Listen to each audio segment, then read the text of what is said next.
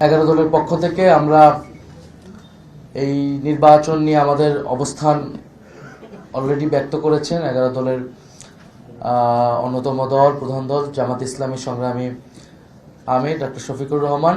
আমাদের অবস্থান খুবই সুস্পষ্ট। এই নির্বাচনে সুস্পষ্টভাবে ফলাফলে কারচুপি হয়েছে।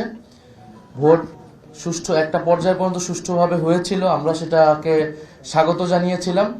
কিন্তু ফলাফল যখন ঘোষণা করার সময় হয়েছে, ওই সময়টাতে স্পেসিফিক অনেকগুলো আসনকে টার্গেট করে আপনারা দেখেছেন বাংলাদেশ খেলাফত মজলিসের আমির আল্লামা মামুনুল হক ঢাকা 13, সেই আসন, ঢাকা 8 আসন, বাংলাদেশ জামাত ইসলামের সেক্রেটারি জেনারেলের আসন, এরকম স্পেসিফিক কয়েকটা আসনকে টার্গেট করে সেটার ফলাফল পরিবর্তন করে দেওয়া হয়েছে।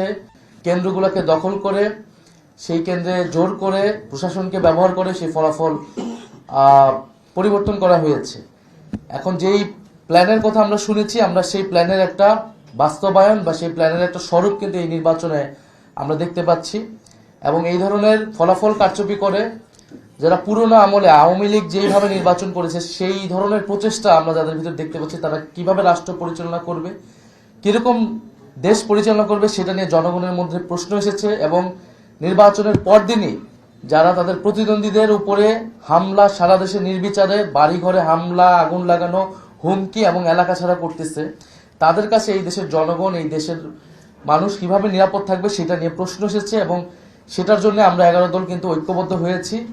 এবং ডক্টর শফিকুর রহমান বলেছেন স্পষ্টভাবে যে এটার জন্য রাজপথে নামার প্রয়োজন হলে আমরা সেটার প্রস্তুতি নিচ্ছি। কারণ এই দেশের মানুষকে, যারা 11 দলের পক্ষে নির্বাচনে কাজ করেছে, নেতাকর্মী সমর্থক, তাদেরকে হেফাজত করা, তাদেরকে রক্ষা করার দায়িত্ব আমাদের।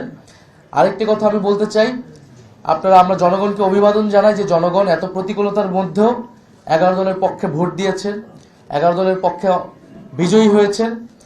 অনেকেই অনেক কারচুপি করে তাদের বিজয় আটকানো যায়নি। আপনারা দেখবেন যে গণভোটে কত পার্সেন্ট ভোট পড়েছে, 60% ভোট পড়েছে, 60+ ভোট পড়েছে।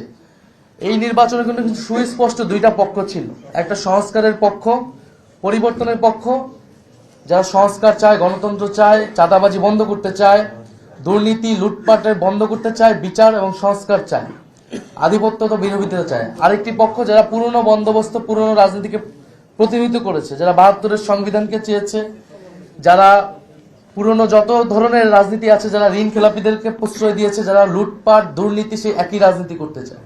ফলে জনগণ ব্যাপকভাবে যেই 60%-এর বেশি, 60+ সংস্কারের পক্ষে তারা ভোট দিয়েছে, সেই একই জনগণ কিন্তু 11 দলের পক্ষেও ভোট দিয়েছে।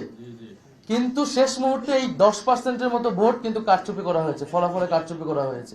না হলে এই পুরো ভোটটাই 11 দলের পক্ষেই আসতো। শেষ মুহূর্তে 11 দলের অনেক গুরুত্বপূর্ণ নেতাকে এবং প্রার্থীকে হারিয়ে দিয়ে ক্ষমতা নিয়ে নেওয়ার চেষ্টা করেছে। এবং আমরা নির্বাচন কমিশনে সেটা সুস্পষ্টভাবে এই অভিযোগ জানানো হবে, প্রার্থীরা জানাবেন যাদের, এবং নির্বাচন কমিশন সেখানে কি ভূমিকা পালন করতেছে, তাদের অবস্থান কি, এর উপর নির্ভর করবে আমাদের নির্বাচন নিয়ে চূড়ান্ত অবস্থান। ধন্যবাদ সবাইকে।